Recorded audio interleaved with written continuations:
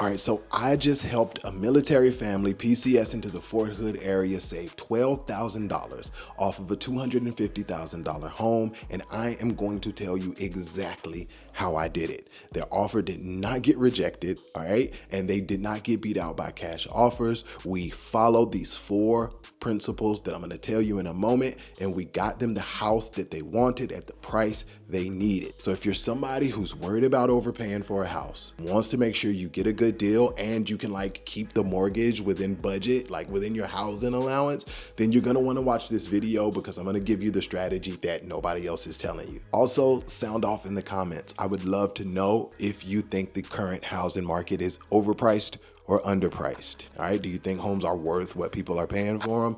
Let me know, I would love to hear it. So the family I helped, they needed to keep this house within a certain budget. They wanted it to meet their BAH, and that price range was actually $250,000, right? But we wanted to do a little bit better if we could. Now, they had been searching around on Zillow, looking at houses, and they actually talked to another agent. That other agent told them, hey, let's just save the stress and come in at the asking price, we'll be good. Now, that did not feel right to them, and they felt like the agent just didn't have their back. So they shot me an email. They're fans of the channel. They shot me an email to let me know their situation, and we ended up working together. And the house that we found, we actually ended up getting 5% off of the asking price on that very same house. There's 4 main pillars that I used to make this happen for them. And the first one is we have to know the market we're in. And I study the market every freaking day. I'm definitely like a market nerd.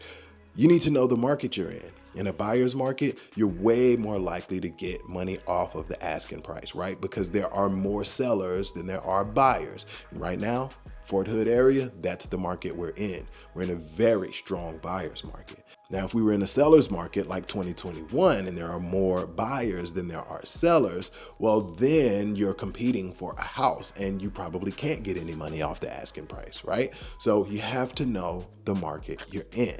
After that, we need to look at the days on market for that particular house.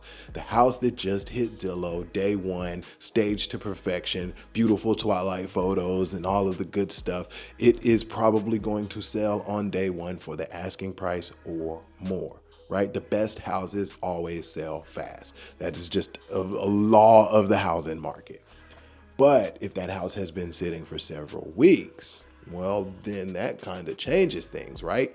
So with knowing the type of market we're in, we should know the average days on market. And if this thing is over the average days on market, that means you are probably going to be due for a steep discount. Like they're probably going to be dropping the price anyway. Or if we are getting to that 3 to 4 week, maybe 30-day time span where another mortgage might be due, well, then that sounds like there's some negotiation room right there, and we might be timing it perfectly to shave a little bit off of the asking price, because it's got to suck as a home seller to pay that mortgage when you're not living in the house. And that brings me to number 3.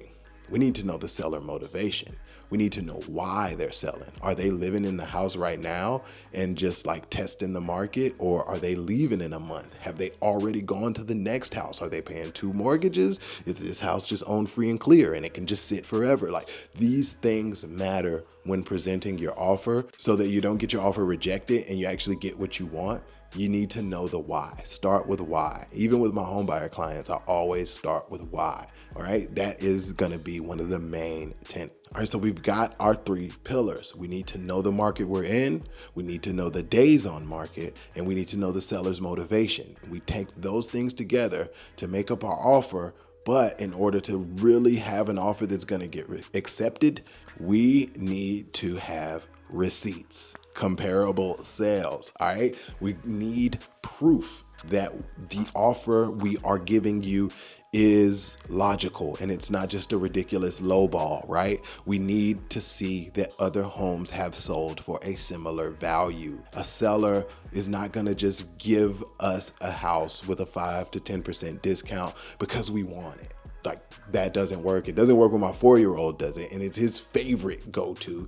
He says, I want Skittles for breakfast, and I say no, and he says, but I want it. And I'm like, yeah, I know, but that's not a compelling enough argument for me to give you the Skittles for breakfast, okay?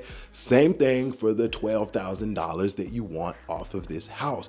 Because I want it is not a good enough reason. We're gonna need a mixture of things, a combination of things. And one of those is comparable sales. It's why I pull comparable sales on any house that I offer on. One, even if we're going in at full asking price, I want to make sure we're not overpaying. Like I just want to make sure that the house is worth it. But if we're coming in lower, then I definitely want the comparable sales to be on my side. I want them to tell the story that, hey, your neighbors are not selling for this price. So there's no reason for you to sell at that price. All right. Lots of other things that I could have added to this list. I think if I was going to give you like one bonus tip, it would be we have to make the offer sexy. Okay, there's other levers we can pull inside of the offer in order to make it sexy, in order to help the seller's overall net, in order to let them know that like we're serious and we're not gonna back out. So if you take our low offer, like we're rocking with you, right? Like we can make the offer sexy in different ways, which is what somebody like myself is really skilled at doing. Okay, so if you're somebody who's coming to the area, you think you might want to buy a house,